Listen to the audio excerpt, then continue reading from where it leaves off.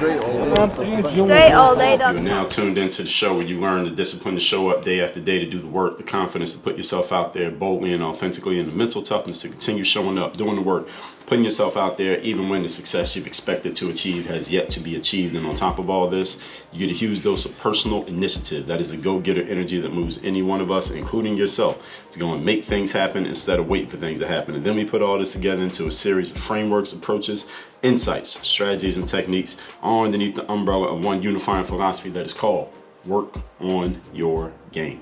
My name is Baldwin, also known as Dre All Day, and welcome to the show. And today's topic is levels of the game. And before I get into that, let me tell you, I have a daily motivation text I send out free of charge every day. Also, it's the line where you're going to text me today. While you're listening to this, you're going to tell me the best insight you got from today's masterclass. That number is 305-384-6894. So text me now, or while you're listening, listen to the episode and text me and let me know the best insight you got from today's masterclass. Make sure you tell me the number of the episode so I know which one you're talking about. When you tell me the best thing that you got from it, and because you have texted me, you will then immediately be put into you'll be automatically added to my text community, which means you're going to be receiving daily motivation every day when I send it out. Secondly, your next step in working with me directly and getting more of the game that you love and know from this show is to join Work on Your Game University at workonyourgameuniversity.com, so you get access to my courses. I have courses on it. This is Work on Your Game University is like a one-stop shop for mastering your life. So the things you hear me talk about, whether it's business, whether it's your personal development, whether it's your professional development, whether it is you getting in your right fitness shape, whether it is your mindset, all of these things are covered. Whether we're talking social media, we're talking creating content, we're talking your ability to communicate, your people skills, all of those things are covered inside of the university. This is a real life university. So this is not university like that you paid $50,000 to $300,000 for and not sure what you remember from going there for 4 years. This is a different type of university. All right, this is real life, real skills for a real life that you're going to be living from age 21 to whenever you die. All right, workonyourgameuniversity.com. Go over there and see what we have going on. So now with all that said, let's get to the topic. The topic is levels of the game. Now this one I don't really need to give a lot of background to because the levels are going to explain themselves, but you can check yourself against these levels that I'm going to share. I will tell you that. And you can decide where you are in specific areas of your life. Now understand, you may be at different levels at different things. So you should really be thinking about that maybe 2 or 3 areas of your life that are most important to you right now, because you can't focus on everything at the same time. All right, again, that's an oxymoron like we talked about in yesterday's episode. It just doesn't add up. It doesn't make sense. You need to figure out the 2 or 3 areas, or you should know the 2 or 3 areas that are most important in your life, and ask yourself, what level are you at in each of those? Because those are the ones that are going to produce the highest ROI, because that's where you're putting your focus. Focus on one of your 5 forms of investment. So there's nothing wrong with being at any one of these levels at any point. I'm laying them out so you can identify where you're at, and then you can decide what you want to do. Do I want to go further? Do I want to stay there? Do I need to change? Why am I here? All right, you need to figure those things out. But first, we got to get clear where you're at. If you don't know where you're at, we can't get to where we're going. So let's get into it. Point number 1, topic once again is the levels of the game. All right, let's talk about levels of the game. Number 1, first level is being a fan. What's a fan? I don't mean a fan like the thing that blows the thing on the ceiling when you turn on the switch, it blows air at you. Not that kind of fan. I mean the fan like the person who goes to the game and buys a ticket and they sit in the stands and they cheer for their team. That's a fan. That's the first level of the game, is a fan. All right, you're watching the game from the sidelines. If you're watching the game from the sidelines, you are a fan. This is when you're a consumer on the particular topic. That's what a fan is, a consumer, because you're consuming the action by watching it. You're consuming it also by buying a ticket or buying a t-shirt or buying a hat or whatever it is that you pay for so you can consume it. Buying cable TV so you can watch it on TV. All right, all of that is part of consumption. You are taking it in. You're not producing it, you're consuming it. You get what I'm saying?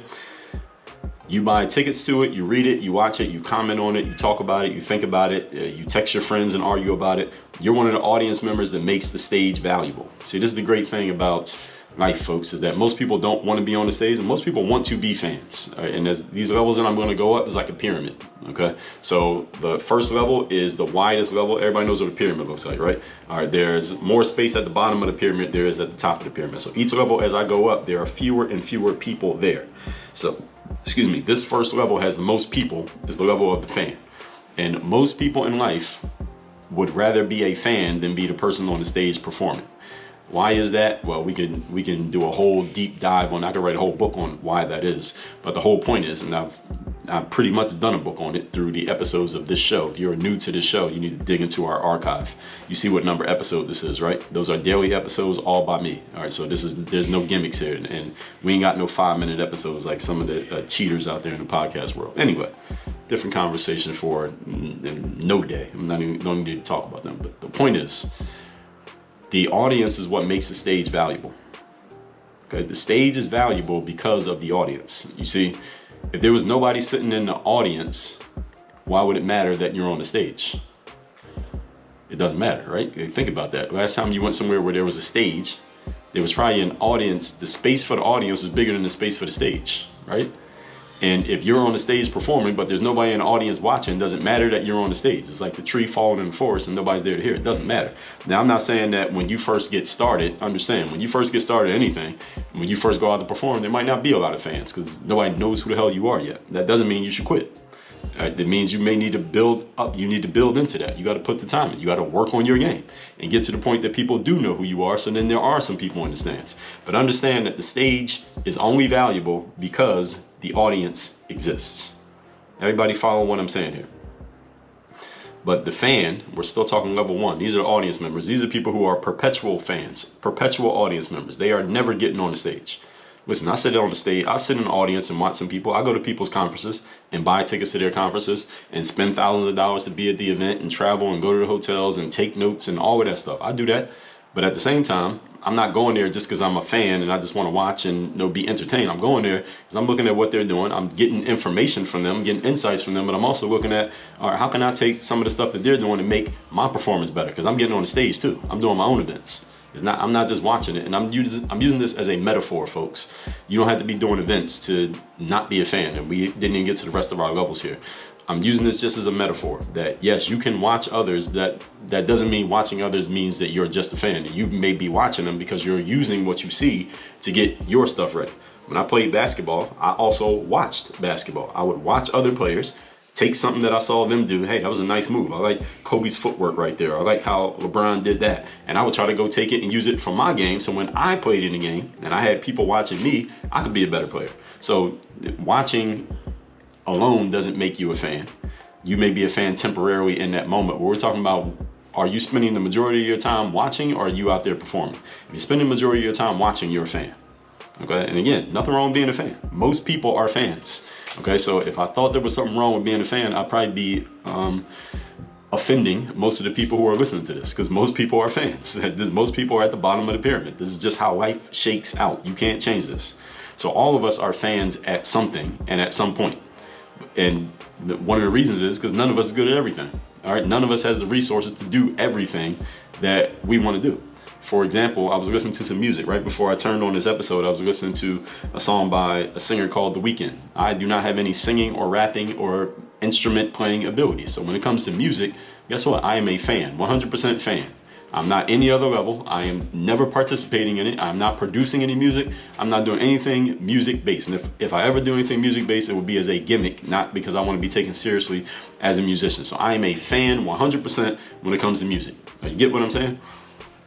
But when it comes to something like thought leadership or book writing or podcasting or doing events, I am not merely a fan. I will be a fan at certain points. I'll read other people's books and listen to their stuff, but I'm only doing that so I can get better at my stuff. Get it? So there's nothing wrong with being any one of these levels. As I said, I want to keep emphasizing that. But we are all at one of these levels, at least the first 3, because there's 5 levels here. We're all at one of these levels in something, okay? 5 levels we got. This is only level 1, being a fan. Level number 2. Topic once again today is levels of the game. Level number 2 is hobby. What does that mean? When something is a hobby for you. A hobby means you do it, but it's more for fun and or a side gig. So you're not just a fan just watching it, but you may get involved in it in some way, shape, or form, but you're doing it as a kind of, again, a side thing. It's not like you're trying to make a business out of what you're doing. You just do it for fun every now and then. The definition of a hobby is an activity done regularly in one's leisure time for pleasure. Key phrase there is for pleasure. All right, that's a hobby. You probably started off as a fan. Usually people don't do things as a hobby unless they've seen somebody else do it first. So you start off as a fan, that got you interested, and then you become a hobbyist because you started dabbling in the thing. Hobbyists are usually dabblers. All right, they get involved here and there, but you do it kind of when you get time to do it. You do it as a hobby. For example, when I go to the gym, and this is something that as a former professional athlete and a person who still works out every day, I'm still in pro athlete shape. I look at people, not game shape, but pro athlete shape. Sometimes I look at people in the gym and I can tell. I can just size people up when I'm in the gym. And it's something that I just naturally do. I don't do it in a malicious way. But I can tell the difference between an athlete and a guy with a gym membership. There's a difference.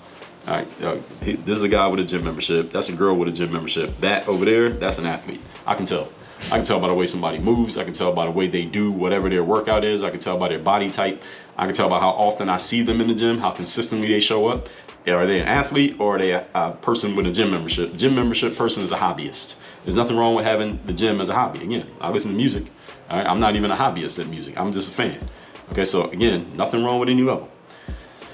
But hobbyists are dabblers. Okay? You are not all in this thing with both feet.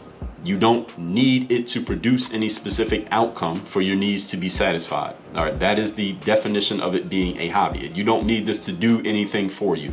You're just doing it because it's something that's fun for you. So for example, you've heard me say that I go to a boxing gym and I will get in the ring and practice and do all these kinds of stuff and spar and all those things, but I have no intention, and this is not going to happen. I'm not getting into any boxing matches. I'm not going to be an amateur boxer. I'm not trying to fight, what's the kid's name? Jake Paul or Logan Paul. I don't know which one is which. I'm not fighting either one of them. I'm not fighting some former basketball player. I'm not doing any of that. I have no intentions of doing any of that stuff. I was talking to a client of mine a few months ago because he had saw that I've been in the boxing gym. He said, "You got any plans of getting a fight?" And I said, "Man, listen, I make money off my face. So I'm not putting this at risk for the glory of a boxing match. That ain't happening." All right, so I'm a hobbyist when it comes to boxing. I do it. I show up to the gym consistently. I work out. Now I'm an athlete, but I'm a hobbyist. I'm not going any further than that. I don't need to produce any specific outcome in regards to boxing to feel fulfilled. You get what I'm saying? That makes it a hobby. Does everybody follow me here so far? You do this thing for fun and or as a pastime. All right, it's something that you do for fun. It's something that you do because you enjoy it, but you don't need to go any further than that. At this level, the hobbyist level, you are involved, but you're not so deeply involved. You don't need your involvement to do anything. Nobody can kick you out of it because you're not really in it in the first place. So you really don't have anything to lose. It's for fun, for enjoyment. Again, it's a leisure activity. And all human beings need leisure activity. So there's nothing wrong with doing something for leisure, folks. All right, so don't take any of these as a condemnation of you, but you should be thinking about what level that you're at. Point number 3. And level number 3, today's topic once again is the levels of the game. And there are 5 levels. So we got the hobbyist, we got the fan, we got the hobbyist. Now level 3 is job. J-O-B. Job. A job. Now let me give a definition of the word job. Let's see if we got a good definition here. Sometimes we get good definitions, sometimes not good definitions. I got my own definition, but I like to pull from the dictionary. Anyway, here it is. This is a very good definition. A paid position of regular employment. Perfect. That's a job. A paid position of regular employment. So now we got money involved. For the first time, money's involved. At least money coming to you, not coming out of your pocket, but going into your pocket as a job. That means you're doing this thing full time with someone else cutting the lights on and off. And I do mean specifically a job, meaning you work for some organization that is not yours. Here you have developed and or are being taught concrete, tangible skills for the specific thing that you're doing. And since it's a job, money is being exchanged, which means, and not just money being exchanged, money is being given to you, right? Because as a fan, you spend money. As a hobbyist, you spend money. But that money is coming from you to whoever you're buying from. When you have a job, that money's coming from the company to you. Now they're paying you. So now when someone starts paying you, now there are expectations. This is the key word that separates the hobbyist from the job. Expectations. When you have a hobby, there are no expectations. When I go to the boxing gym, there are no I have expectations for myself in my mind, but nobody's expecting anything of me. Like I don't have a promoter breathing down my neck like, hey, you need to win your next fight. None of that. I don't have that because it's a hobby. But when it becomes a job, now there's business involved. Now it gets a lot more serious because now there are expectations on your shoulders. That means you need to be competent at what you're doing, and you must produce at least a baseline level of results consistently. We'll just keep on this boxing example that I'm using here. You can think of anything you do as a hobby. Like if somebody decides to become a pro boxer, if I decide to become a pro boxer, that means I gotta go and I gotta get some fights and I gotta win some fights, because now I got sponsors who are putting money behind me. I got a trainer who I'm paying. I got a manager who's trying to find me fights. I got a promoter who's trying to get my name out there. I got all these interests who are putting money behind me, and the only reason they put money behind me is as an investment, because we're gonna put money behind this guy because we're expecting to make some more money on the back end than what we put in on the front end. All right, that's an investment. But if I go out there and I'm getting my ass kicked and losing every fight, well, I might not have that job for long. All right, my career might not last that long because nobody's gonna want to put any more money behind me. Because again, as soon as money gets involved, now you got an expectation. All right, now it's a more serious thing. So you need to really think about, those of you who are hobbyists at anything, and you're thinking about turning it into a job, you need to think long and hard about what the hell you're signing up for. Are you ready for that expectation? Because expectations means you got to deliver. And if you don't deliver, there's going to be a problem between you and whoever expected you to deliver if you don't follow through and do what you were supposed to do. All right, this is a very important thing. So you got to make sure you're delivering as soon as you decide to make something your job. So you got to be competent at what you're doing and a baseline level of results, and it needs to be consistent. Because again, think about any job you ever had. Forget about the boxing. Let's say if you're working at McDonald's or Pizza Hut or Taco Bell, or you're working at a corporate office, or you're working at the bank, and you are not producing a baseline level of results, and you are inconsistent at producing results, you get fired. All right? How many of you have the ability to hire and fire people? Listeners of the show, how many of you had the ability to hire and fire? Have you ever hired or fired somebody? Not hired, let's think about fire. Have you ever fired a person because they were failing to either A, produce a baseline level of results, or B, do so consistently, or C, they would both? Every single one of you who has the ability to hire and fire has fired somebody because of this exact reason. So this is what happens when you have a job. Because the results that you produce, or that you're expected to produce, will help produce the revenue that allows your boss to pay you a full-time salary for what you're doing. See, the reason you get paid is because you produce results. But if you're not producing results, well, why should I be paying you? Well, that means I got to get rid of you. See how that works? Point number 4. Today's topic, once again, we are talking levels to this ish. All right, the 5 levels here of levels of the game. Level 4, professional. This is a higher level than a job. Now, you can have a job and not be a professional. But if you're a professional, then you already have the job, whatever this is. Professional means you get paid to do this as your full-time, as your main thing. And you, not anybody else, cuts the lights on and off. All right, that's the difference here. You cut the lights on and off. Side note, it is completely possible to be a professional and do something as a full-time job. This is just the way that I'm describing them for the points of this particular conversation, by the way. So you can be a professional at your job, okay? But you're the person who cuts the lights on and off, meaning it's your performance that determines how things go and whether you eat or not. That's what I mean when I say professional. Everybody get it? The difference between the job and the professional is that the professional is the one who you are in control of the means of the entire process. Whereas the person with the job, somebody else controls the means. You just do what they say. Where you're the professional, you do what you say. All right, this level has more responsibility, a lot more responsibility than the person who has the job. Thus, it's a higher level of work. And I talk about being a professional a lot here on this show. When I talk about the third day, I say that the third day is a decision that separates the professionals from the amateurs. And what does that mean? And when I talk about the third day, I explain it. That the professional is a person who shows up every single time, regardless of how they're feeling, and does their job. See, the amateur has the option of not doing it. The professional does not. The professional must show up every time and deliver, even when they don't feel like it. Why? Because, again, the lights get turned on and off based on what they do. So if they don't do anything, then the lights don't come on. Right? It's hard to see with no lights. So that professional level is a different level than just having a job, especially when everything's on your shoulders. That's what it means when you are a professional. Everything is on your shoulders. I talked about this in episode 931. What is expected when the word professional is next to your name? So any of you want to be a professional, listen to that episode. Also episode 913, how to treat your desired career or business professionally before it becomes an actual profession for you. Episode number 619, professionals do not need motivation. Episode number 2433, how to professionalize your business. That was part 2. Episode 2429, how to work from home professionally. Episode 1986, your personal and professional culture.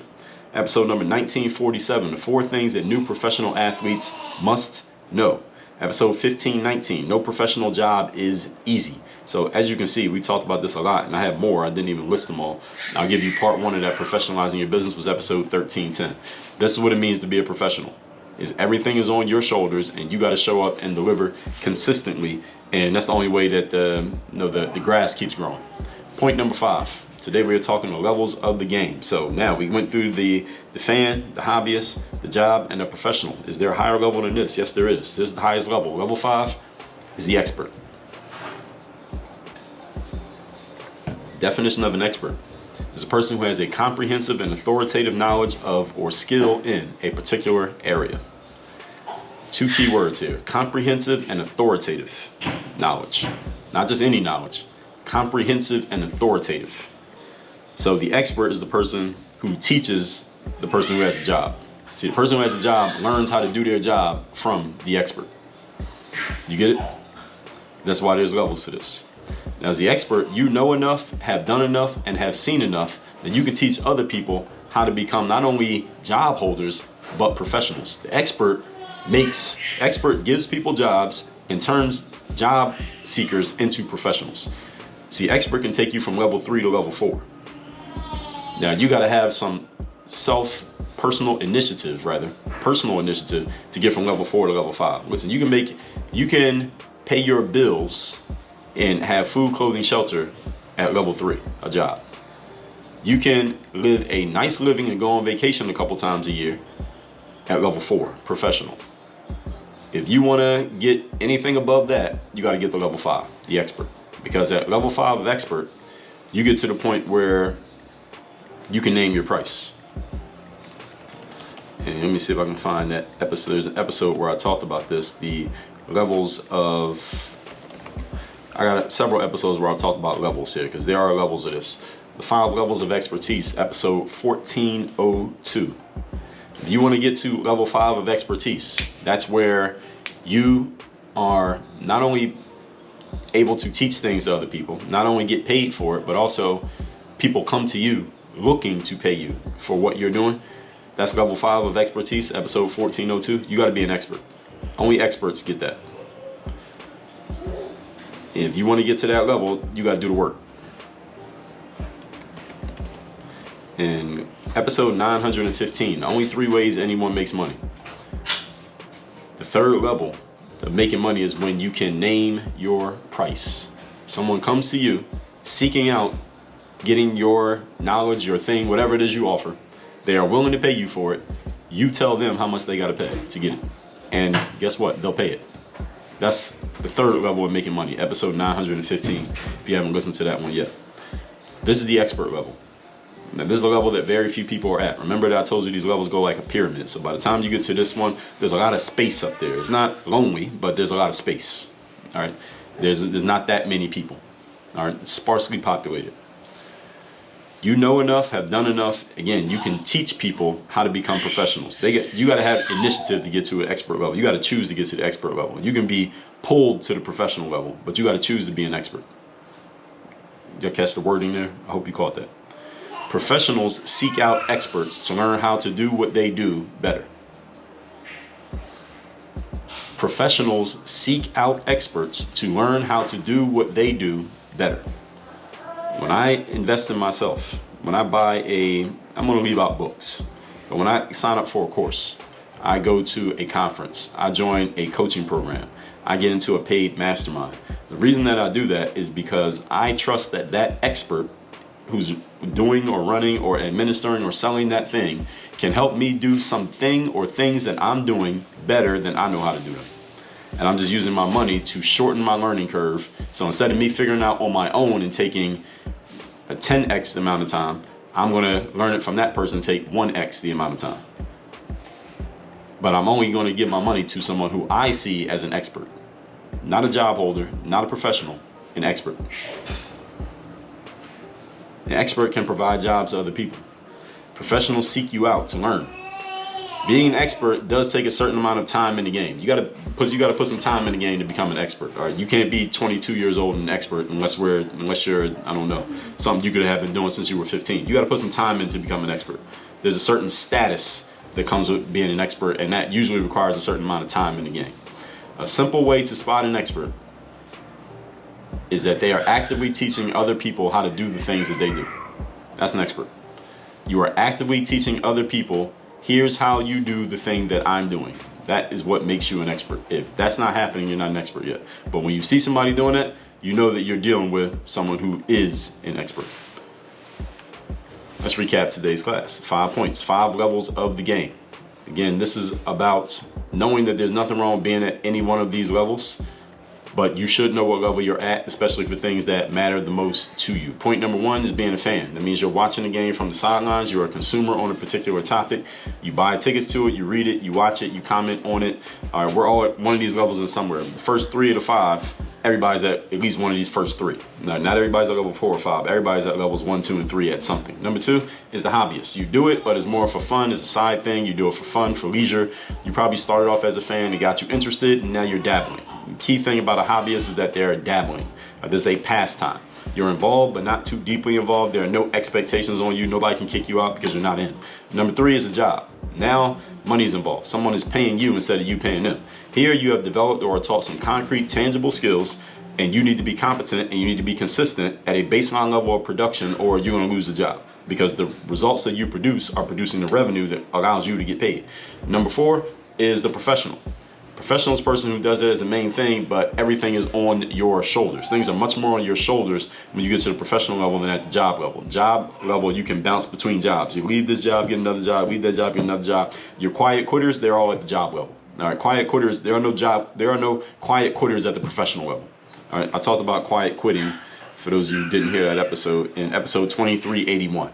All right, so the quiet quitters are the job holders. All right, ain't no quiet quitters at the professional level, right? Because they can't afford to quietly quit. All right, because if they quit, it's going to be a loud noise that happens because everything's on their shoulders. Can't do it quietly. The difference between the job and the professional is that the professional is in control of the means of the entire process. So it's a higher level of work. Now, with the right level of expertise and the right amount of time, you can become a professional you don't have to be super intentional about it. You need to be a certain level of intentional, but not super intentional. You can become pretty professional just with the right market and the right training. But level 5, expert, this is one you only get to by intention. You must choose to become an expert. Nobody can make you an expert. You must choose to be an expert. This is something that you have to name yourself. You have to give yourself the title. You have to believe in what you're doing enough, and you have to have the audacity to call yourself one, even though nobody else has called you one yet. Definition of an expert is a person who has a comprehensive and authoritative knowledge of a skill or in a particular area. You know enough, have done enough, have seen enough to teach other people how to become professionals. You are pulling professionals up. There are professionals who are seeking you out to learn how to do what they do better than they're already doing it when you are an expert. If you want to take the cap off of your income and revenue, if you want to be able to name your price and tell people you have to give me this in order to get what I have and to learn what I know, you must be an expert. No one goes to a professional and will allow the professional to name their price. If you're a professional, people want them to see your price list. All right, how much for this, how much for this, how much for that? All right, that's professional. You go to the dry cleaners, they got a list. All right, you got a shirt, you got a suit, you got a tie, here's how much it costs. They're professionals. You will go to an expert, they tell you how much the price is, and they can choose what the price is. That's when you're an expert. And only certain people get there. And again, you must take initiative to get to the expert level. This is not something that anybody can hand you. This is not something that is granted to you. This is something that you choose. Simple way to spot an expert is they're actively teaching other people how to do the things that they do. That's the expert. And again, you got to put time in the game to get here. All that said, text me. Tell me the best insight you got from today's class. My number is 305-384-6894. And go to workonyourgameuniversity.com. I am an expert at what I do. If you want to learn mindset, strategy, systems, execution for your life, for your business, everything in between, workonyourgameuniversity.com. My coaching programs are there. My courses are there. You want to work with me directly, there's the place you get started at it. Again, workonyourgameuniversity.com. Work on your game. Dre all day.